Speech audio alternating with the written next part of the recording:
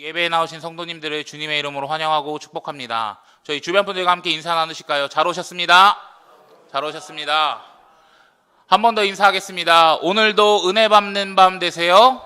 오늘도 은혜 받는 밤 되세요. 아멘. 오늘도 하나님의 은혜가 이곳 가운데 가득한 줄 믿습니다. 저는 오늘 꼭 알아야 하는 신앙 꿀팁, 꼭 알아야 하는 신앙 꿀팁이라는 제목을 가지고 함께 하나님의 말씀을 나누도록 하겠습니다. 성도님들 혹시 이 꿀팁이라는 단어를 들어보셨나요? 이 단어는 합성어, 이 꿀팁이라는 단어가 합성어인데요. 이 꿀이라는 단어와 이 팁이라는 영어 단어가 합쳐졌다라고 하는 것입니다. 그래서 꿀팁이라고 사용하는데요. 이 매우 유용한 정보나 조언을 이 비유적으로 이르는 말이 꿀팁이라고 이야기하는 것입니다. 그럼 꿀이 달잖아요.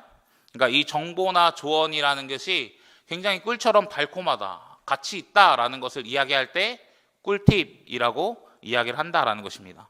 그래서 이 유튜브나 인스타나 아니면 뭐 SNS에서 홍보하는 것을 보면 이 꿀팁이라는 표현을 굉장히 많이 쓰는 것을 알 수 있습니다. 꿀팁 아니면 또 꿀템이라고 있습니다. 꿀템. 이건 뭐냐면 꿀 아이템 이래서 엄청나게 좋은 물건이다, 이런 것들을 이야기하죠. 그래서 좋은 정보나 좋은 아이템을 이렇게 소개해주는 영상들이나 광고들이 쏟아져 나오고 있다라고 하는 것입니다. 이제 저 같은 경우에 이 시흥에 산지 한 1년 6개월 정도 되는데요. 거의 이제 뭐 대하동, 은행동, 은계, 뭐 신천동 이거 말고는 사실 거의 모르니까 이 초반에는 이 검색을 좀 많이 했습니다. 그래서 이렇게 검색하면 이런 것들이 나와요. 뭐 시흥 꿀팁 하면서 시흥의 모든 꿀팁 막 이러면서 시흥에 뭐 맛집도 나오고 어디 놀러 갈 때도 뭐 찾아보고 이렇게 좋은 것들이 나오기 시작합니다.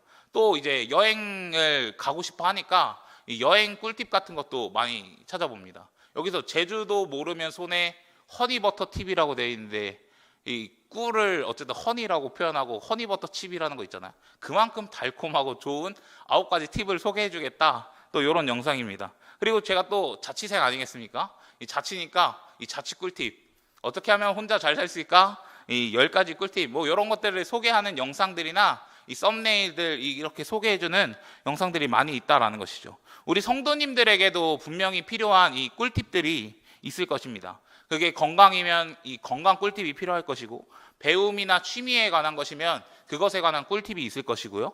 또 운동 꿀팁, 뭐 주식 꿀팁, 부동산 꿀팁, 요리 꿀팁 등 수많은 유용하고 좋은 달달한 정보가, 그런 꿀팁이 사실상 우리가 살아가는 데 있어서 좋은 정보가 필요하다라는 것입니다. 그런데 이게 단순히 우리의 삶 속에서만 아니라 이 신앙생활 안에서도 꼭 필요한 꿀팁들이 있다라고 하는 거예요. 그러니까 예수님을 믿고 따르는 우리의 삶 속에서도 꿀팁으로 꼭 알아둬야 할 게 있다라고 하는 것입니다. 그리고 그것이 이 말씀에 기록되어 있다라는 것이죠. 여러분, 세상의 것은 사실 어떻게 보면 이 꿀팁이 아닐 수 있습니다. 왜냐하면 영원한 것이 아니기 때문이죠. 영원한 것이 아니다. 그러나 이 하나님의 말씀은 영원한 것이고, 이 말씀은 진짜 꿀과 같이 달다라고 하는 것이죠. 이 시편에 그런 말씀도 있잖아요. 주의 말씀이 굉장히 달다고, 내 입에 꿀보다 더 달다고 분명히 말씀에는 기록되어 있기 때문에, 그러니까 이 성경에서 사실 이야기하는 이 꿀팁이 진정한 우리의 꿀팁이 될 수 있고, 또 우리 삶에, 우리 인생에, 우리 신앙에 엄청난 꿀팁이 된다라고 하는 것입니다.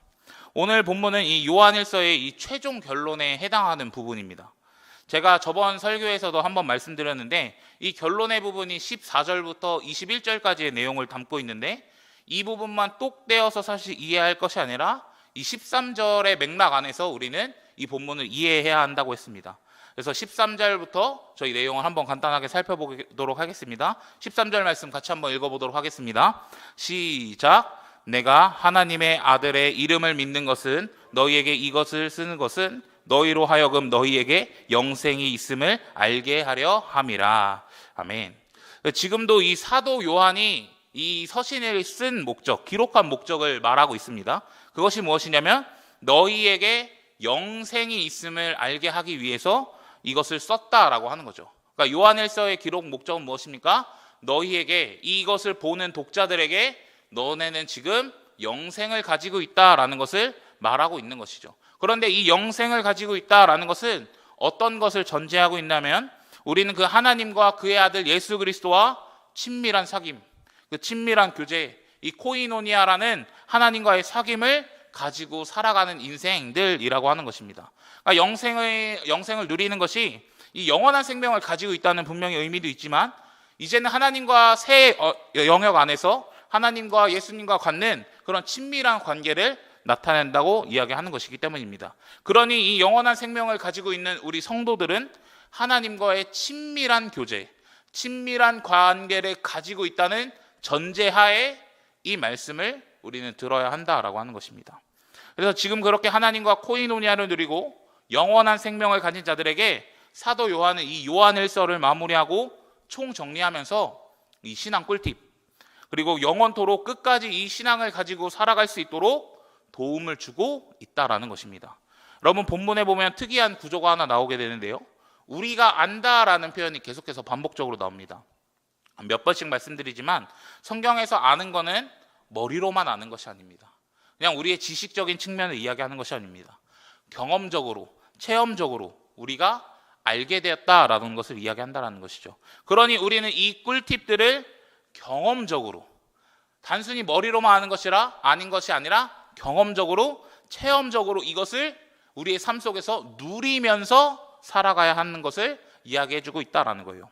저희 18절 말씀 색칠된 부분만 같이 한번 읽어보도록 하겠습니다. 시작.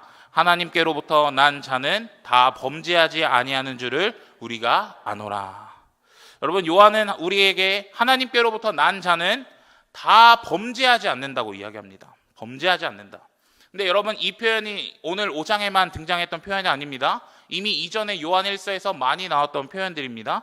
근데 하나님께서 태어났다라는 것은 이 육생의 출신을 이야기하는 것이 아니라 중생의 사건, 다시 한번 거듭남의 사건, 다시 한번 이 구원을 받고 하나님의 자녀가 되었다라는 것을 이야기한다라는 것이죠. 그렇다면 하나님께 구원받고 이 중생을 경험하고 새 생명을 얻게 된 자는 범죄하지 않는다라고 기록하고 있다라는 것이죠. 그런데 여러분, 요한일서 내용을 계속해서 보면 저희가 이 내용을 한두 번 다룬 건 아니기 때문에 사도 요한은 사람들이 분명히 구원받았지만, 우리가 예수를 믿고 구원받았지만 넘어질 수 있고 범죄할 수 있다는 것을 얘기했고요.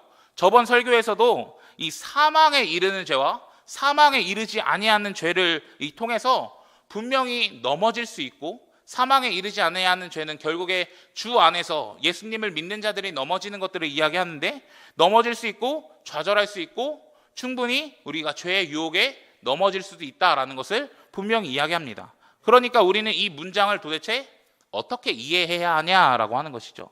그런데 이것은 간단합니다. 결국엔 구원받은 자답게 이 죄를 끊어내면서 살아가는 것이 우리의 삶 속에는 너무나 필요하다라는 것이죠. 사도 요한은 계속해서 우리에게 죄를 멀리하라고, 죄를 끊어내라고 이야기를 한다라는 것입니다.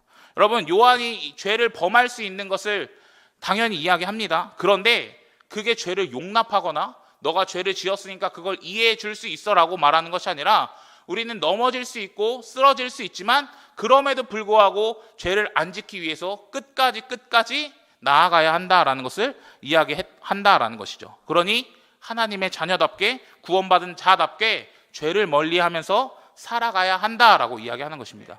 그런데 이것은 너의 힘으로, 나의 의지로, 나의 어떠한 방법으로 죄를 끊어내고 죄를 멀리하라고 이야기하는 것이 아니라, 이 18절 뒷부분에 죄를 안 지을 수 있는 명확한 근거와 이유가 있다라는 거예요. 저희 색칠된 부분만 한 번 더 같이 한번 읽어보겠습니다. 시작.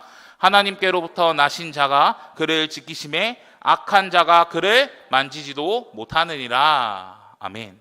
여러분, 여기서 앞에 있던 이 비슷한 표현이 나오기 시작합니다. 근데 하나님께로부터 나신 자라는 표현이 있습니다. 근데 이거는 앞서서 이야기했던 구원받은 신자를 이야기하는 것이 아니라 이 예수 그리스도를 표현하는 것입니다.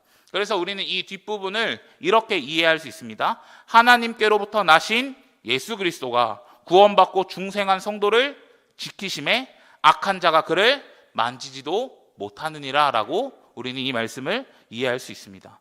사랑하는 성도님들, 결국 우리를 지키는 분은 누구십니까? 예수 그리스도가 우리를 지켜주신다라고 하는 거예요. 악한 자가 우리를 공격할 때, 악한 자가 우리를 넘어뜨리려 할 때 우리를 지키시고 보호하시는 분은 누구십니까? 예수 그리스도라는 것입니다. 우리가 이것을 꼭 기억해야 한다는 것이죠. 여러분, 사실 우리의 삶에 얼마나 이 악한 영의 공격과 이 유혹이 얼마나 많이 있습니까? 이 죄에 좌절하는 모습이 우리에게 얼마나 많이 있습니다. 그런데 나 혼자만 이 악한 영을 대적하고 나 혼자만 이 유혹과 싸우고 나 혼자만 끙끙대면서 나아가는 것이 아니라 나를 지키시고 나를 보호하시고 나와 함께 하시면서 사단이 나를 공격하려고 할 때 만지지도 못하게 하시는 그 예수 그리스도를 우리는 붙들며 나아가야 한다라는 것입니다. 여러분, 우리가 도대체 그리스도가 어떤 분이시길래 이런 능력과 엄청난 힘을 발휘할 수 있는 것일까요? 우리는 그분이 어떤 분이신지 명확하게 알아야 한다라는 것입니다. 여러분, 예수님을 다양한 수식어로 표현할 수 있지만 저는 오늘 승리하신 그리스도라고 표현하고 싶습니다. 예수님은 어떤 분이십니까? 이 승리하신 분이라는 것을 우리는 꼭 기억해야 한다라는 거예요. 여러분, 우리가 복음서에서 보면 예수님이 마귀에게 시험당하는 장면을 우리는 너무나 잘 알 수 있습니다. 돌로 떡덩이가 되라고 이야기하고 또 높은 곳에서 한번 떨어져 보라고도 이야기하고 모든 것을 줄 테니 자기를 경배하라고도 이야기합니다. 그런데 그런 사단의 유혹과 시험 가운데 이 예수님은 어떻게 하십니까? 뭔가 패배하고 좌절하고 넘어지는 것이 아니라 말씀으로 무찌르며 승리하셨다라는 것을 기억해야 합니다. 예수님은 이 마귀의 시험 가운데 어떻게 하셨습니까? 승리했다라고 하는 거죠. 그리고 또 제가 자주 인용하는 말씀, 이 요한복음 3장 8절에서도 요한 1서 3장 8절에서도 이렇게 이야기합니다. 하나님의 아들이 나타나는 것은 마귀의 일을 멸하려 함이라고요. 그래서 그분은 이 십자가에 못 박혀 죽으셨지만 부활하심으로 말미암아 이 사단의 무기인 죽음을 이기시고 승리하셨다라고 하는 것입니다. 예수님은 어떤 분이십니까? 승리하시는 하나님이라는 것입니다. 그래서 요한복음에서는 이렇게 말하죠. 담대하라, 내가 세상을 이겼노라 라고 선포하십니다. 담대하라, 내가 세상을 이겼노라, 나는 이 세상을 이긴 자라고 명확하게 예수님께서는 선포하고 선언하고 고백한다라고 하는 것이죠. 무슨 의미입니까? 결국엔 모든 사단 마귀의 권세를 무너뜨리고 승리하셨다라는 것입니다. 예수님은 어떤 분이십니까? 승리하는 분, 승리자, 그 모든 것을 구원하시고 승리하는 능력자임을 우리는 믿음으로 고백해야 한다라는 것이죠. 그렇다면 우리에게 사단의 유혹과 그 마귀의 유혹이 찾아올 때 여러분, 우리는 어떻게 해야겠습니까? 이 승리하신 예수님이 나와 함께 있다는 것을 인식하시고 우리는 믿음으로 선포해야 한다라는 거예요. 승리하신 예수님이 나와 함께 하십니다. 마귀가 날 공격하지만 마귀는 날 건드릴 수 없습니다. 왜냐하면 세상에서 제일 강한 예수님이 나와 함께 계시기 때문에, 그 모든 악한 사기의 매력을 멸하셨기 때문에, 나의 편이기 때문에 나는 승리할 수 있습니다. 믿음으로 선포하고 고백하며 나아가는 것이 우리의 신앙생활 가운데 필요하다라는 것입니다. 여러분, 그때 어떤 일이 일어납니까? 그분은 우리를 도우신다라는 사실을 우리는 꼭 기억해야 합니다. 그 신적인 도움이 우리의 삶 가운데 가득할 것이라는 것이죠. 그런데 뭐 어떻게 도와주느냐, 이것까지는 잘 모르겠습니다. 근데 여러 간증의 이야기를 들어보면 예수님이 이렇게 나라와 함께 하시고 또 천군 천사를 보내주셔서 그 악한 마귀를 뭐 대적하는 그런 간증도 이야기하시고, 또 그런 악한 유혹들이, 악한 영들이 나를 공격할 때 뭔가 말씀이 뭔가 방어막이 돼가지고 나를 지키시고 보호하셨다는 그런 간증의 이야기도 있다라는 것이죠. 그러니까 어떠한 방법인지는 모르겠지만 분명히 신적인 도우심이 우리의 삶에 임한다라는 것이고, 악한 영이 공격했을 때 우리가 예수님을 붙든다면 우리는 승리하고 또 그분의 은혜를 경험하며 나아갈 수 있다는 것을 여러분 굳게 기억하셨으면 좋겠습니다. 제 개인적인 간증을 하나 하자면, 이게 다 이 하나님과의 이 코이노니아를 전제하는 이 내용이잖아요. 그래서 유혹이 찾아올 때 그 승리하신 주님이 나를 도와주신다라는 거잖아요. 제가 한 23살 때쯤에 이 하나님에 대한 갈망함이 그때 아주 많이 있었습니다. 그래서 이 새벽 기도도 가고 막 성경 통독도 굉장히 열심히 했을 때가 있어요. 계속해서 그런 신앙생활을 하면서 또 죄에 대한 이 고민과 또 어려움도 있었고, 어쨌든 넘어지고 좌절할 때가 한두 번이 아니었습니다. 그러니까 더욱더 예수님을 찾고 뭔가 하나님을 구했던 저의 모습이었죠. 그런데 하나님과 그렇게 관계를 맺고 기도하고 말씀을 읽고 그런 생활을 계속했었는데 제 삶의 어느 순간 이 죄가 끊어져 있던 거예요. 내가 정말 끊고 싶었던 죄, 내가 뭔가 반복해서 짓던 죄가 있었는데 그 죄에 대해서 자유함을 얻게 되는 것입니다. 근데 유혹이 와요. 똑같이 유혹은 옵니다. 그거는 죄의 충동이 막 들어요. 그런데 그게 유혹거리가 되지 않는 거예요. 너무나 넉넉하게 이길 수 있었다라고 하는 것입니다. 그러면서 제가 이런 말을 했어요. 화장실 앞에서 막 거울 보면서 사단 들어와봐, 나에겐 예수님이 있어, 한번 붙자, 막 이러면서 제가 그렇게 당당하게 제 거울을 보면서 했던 고백이 생각이 납니다. 이게 무슨 말입니까? 결국에 저는 그 가운데 그 친밀한 교제 속에서 하나님과의 코이노니아 안에서 하나님이 나를 지키시고 보호하셨다라고 저는 생각하고 고백한다라는 것이죠. 승리하신 그분이 나에게 승리를 가져다 줬다고 생각합니다. 내가 뭔가 행위를 하니까, 말씀을 보는 행위를 했고 기도를 하는 행위를 해서 나에게 뭔가 어떠한 능력이 임하는 것이 아니라 하나님과 친밀해지고 더욱더 주님과 가까이 하니까 예수 그리스도의 승리가 나의 승리가 되었다라는 것입니다. 예수님의 그 도우심이 나에게 임했다라는 것이죠. 내가 죄 때문에 힘들어하고 괴로워하고 아파하는 그 끊고 싶어하는 그 순간 가운데 예수님께서 그 악한 것에 모든 것을 대적하시고 나에게 도움을 주셨다라고 하는 것입니다. 그런데 저는 이게 예수 그리스도가 우리를 지키시는 모습이 아닌가 하는 생각이 들었습니다. 사랑하는 성도님들, 예수 그리스도가 여러분들을 보호하십니다. 여러분, 예수 그리스도가 여러분들에게 승리를 주십니다. 그래서 예수님이 있는 한 사단은 우리를 건들 수 없고 어떠한 영향력도 행사할 수 없다는 것을 여러분 믿음으로 고백하셨으면 좋겠습니다. 그리고 그분의 보호가 나의 것이 되기 위해서, 그리고 그분의 승리가 나의 것이 되기 원한다면 여러분 정말 그분과의 친밀한 교제로 나아가 승리하시는 예수 그리스도를 붙잡고 죄에서 자유를 얻으며 우리 승리하시는 우리 성도님들이 되시기를 예수님의 이름으로 간절히 축복합니다. 여러분 19절 말씀에 보니까 우리가 아는 것에 대해서 한 가지 더 이야기하고 있습니다. 저희 한 번만 더 같이 읽도록 하겠습니다. 시작. 또 아는 것은,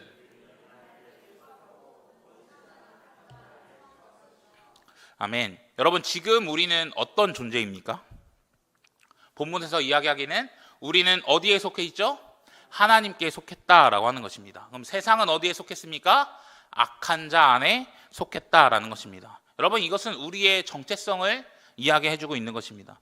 사실 여러분, 우리도 원래는 어디에 속해 있냐면 이 악한 자에게 속해 있었다라고 하는 것입니다. 악한 자들이 사는 방식대로 살아갔던 게 우리의 모습이었다라고 하는 것이죠. 그러나 이제는 하나님의 은혜로 말미암아 어둠에서 빛으로 옮겨갔고 죽음에서 생명으로 옮겨갔고 죄에서 의롭다 하심으로 옮겨갔다라고 하는 것입니다. 그래서 이제는 우리는 하나님께 속했고 하나님의 자녀가 되었다라고 하는 것이죠. 여러분, 근데 하나님의 자녀가 되었지만 우리는 어디서 살아갑니까? 여전히 이 세상 속에서 살아간다라고 하는 것입니다. 악한 자가 지배하는 공간에서 우리의 삶은 시작된다라고 하는 것이죠. 그래서 우리는 이런 상황 가운데 우리의 정체성을 지키며 살아가야 한다라는 것입니다. 나는 하나님의 자녀, 나는 하나님의 백성, 나는 하나님께 속한 자로서 이 세상에 살지만 세상과는 다르게 살아가야 한다라고 하는 것이죠. 우리의 정체성에 맞게 말이죠. 그렇다면 우리는 이 세상의 방식, 이전에 살던 방식, 이 마귀의 방식으로 이 세상을 살아가면 안 된다는 것입니다. 여러분, 그들이 사는 방식이 무엇이었습니까? 요한일서에 보면 그것은 육신의 정욕이고 안목의 정욕이고 이생의 자랑이었다라고 하는 것입니다. 이게 세상이 사는 방식이라는 거예요. 내가 갖고 싶은 것, 내가 보는 것을 취하는 것, 나의 것을 자랑하는 것 등등 나 중심적으로 살아가는 이기적인 모습이 이 세상의 방식이라고 하는 거예요. 그런데 하나님의 방식, 그리스도의 방식은 다르다라고 하는 것입니다. 내가 중심이 되는 삶이 아니라 자신의 이익과 유익을 위해 사는 삶이 아니라 타인을 위해, 누군가를 위해 살아가는 방식이 하나님의 방법이고 그리스도의 방법이라는 것을 여러분 우리는 꼭 기억해야 한다는 것입니다. 여러분, 우리 요한일서 4장 11절 말씀인데요, 4장 11절 말씀 제가 한번 읽어드리겠습니다.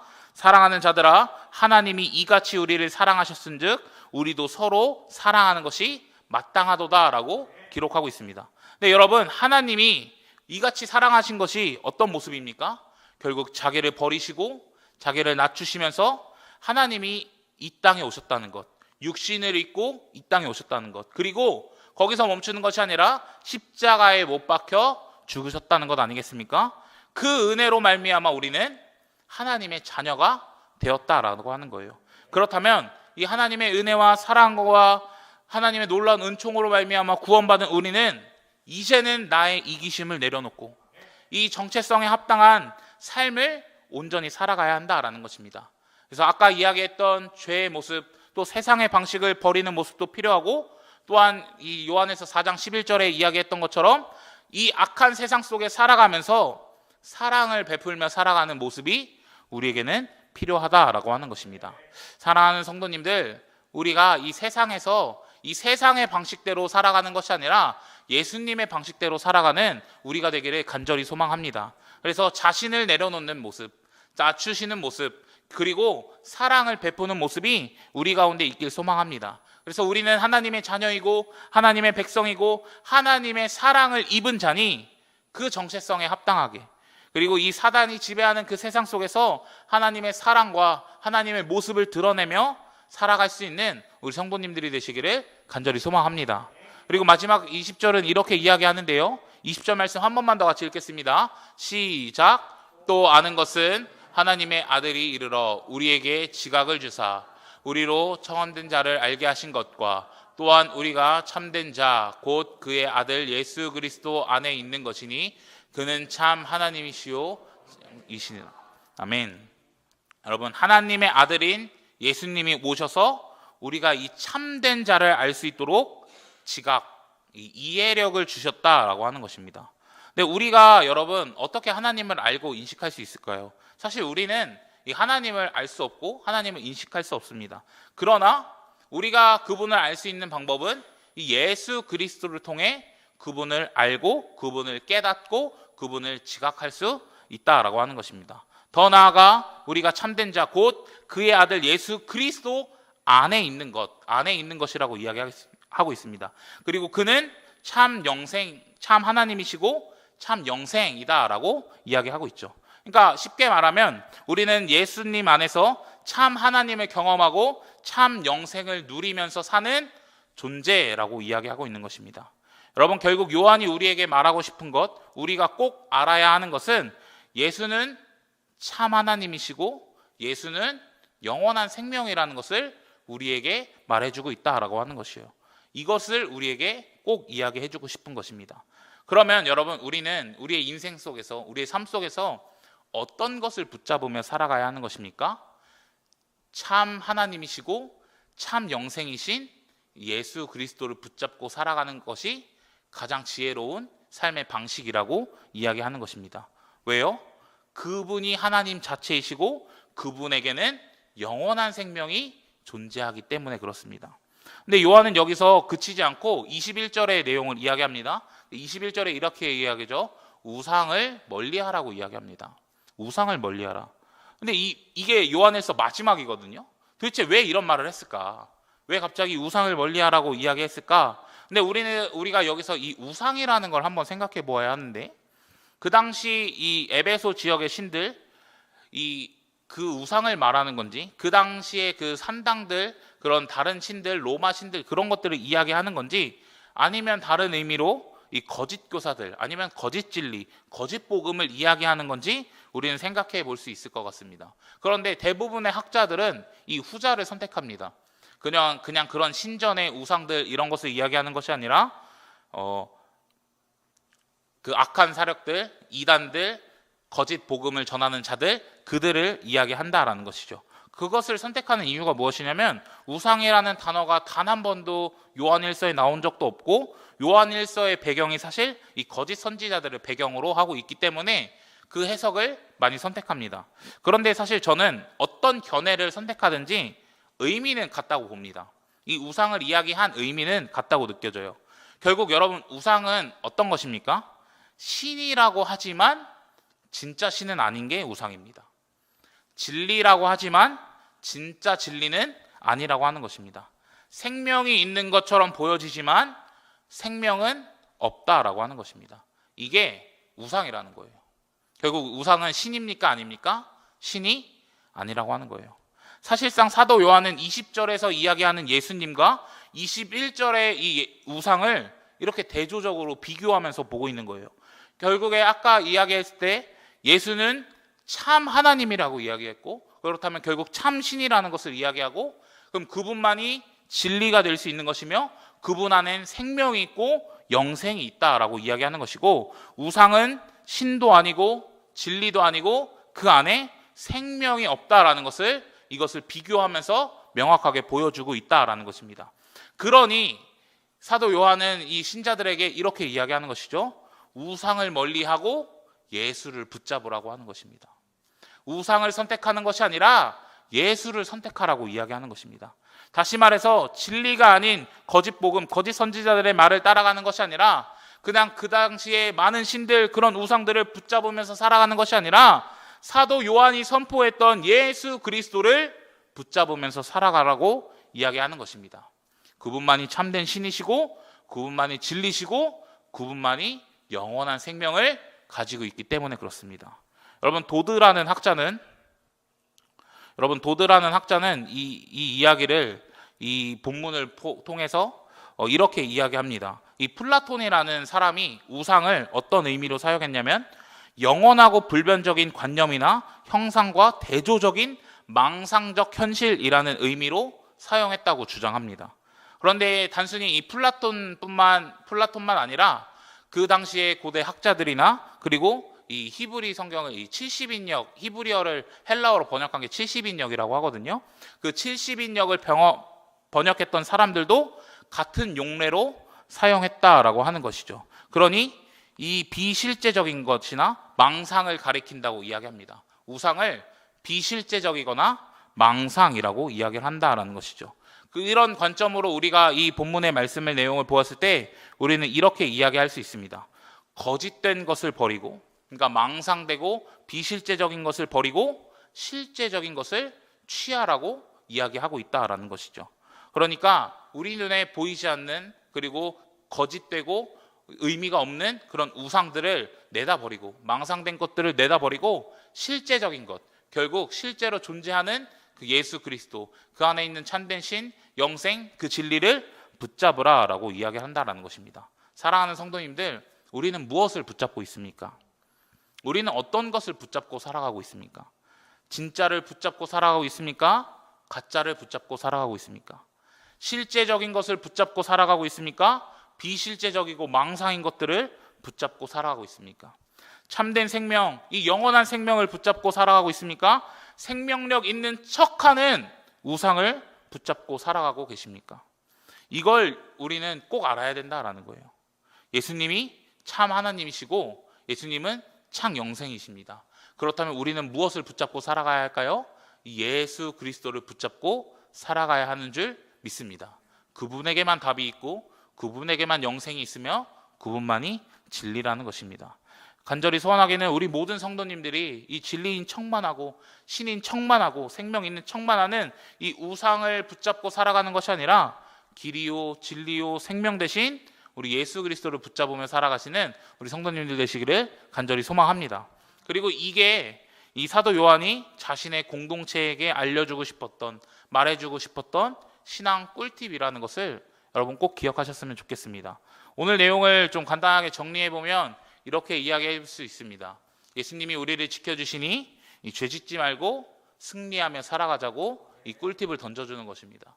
예수님이 사랑으로 우리를 자녀 삼아주셨고 그것이 우리의 정체성이 되었으니 이제는 사랑하며 살아가자고 이야기하는 것입니다.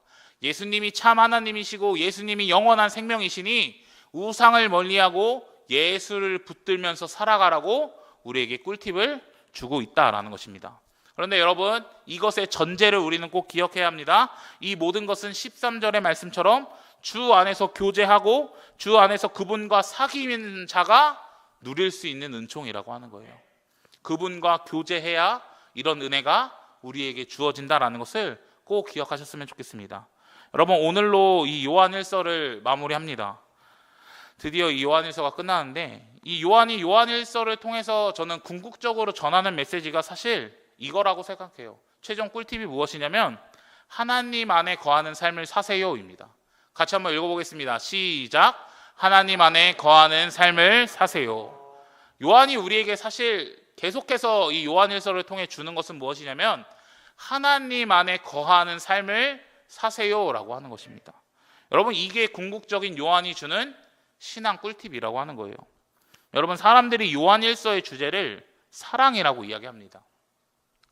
사랑 굉장히 많이 이야기해서 이 주제라고 이야기할 정도로 맞는 내용입니다. 그런데 그게 무조건 틀린 내용은 아니에요. 그런데 사랑에 대해서 분명히 강조하지만 이 사랑보다 더 중요한 것이 있다면 예수님 안에 거하는 것입니다.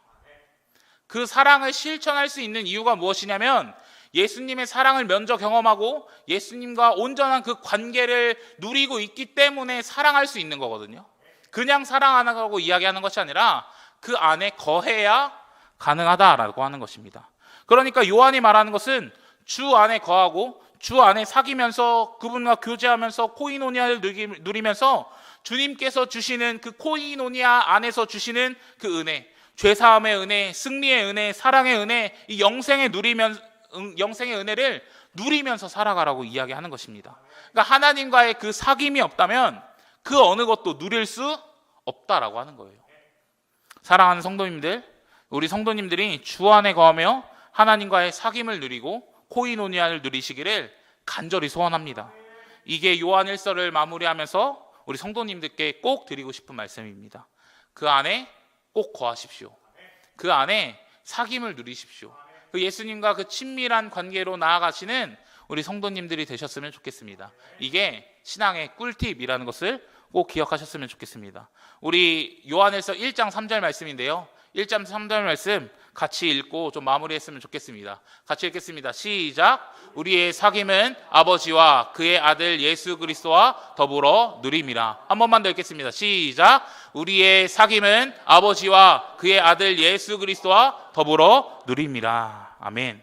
아버지와 아들 그 예수 그리스도와 더불어 누림으로 말미암아, 사귐으로 말미암아, 이 친밀한 교제로 말미암아, 코이노니아로 누리는 것을 통해 말미암아 여러분 주 안에 온전히 거하시면서 그 하나님의 은총과 은혜를 누리며 살아가는, 그래서 세상에서 승리하고 또 사랑을 베풀고 그리스도인답게 살아가는 우리 성도님들이 되시길 예수님의 이름으로 간절히 축복합니다. 기도하겠습니다.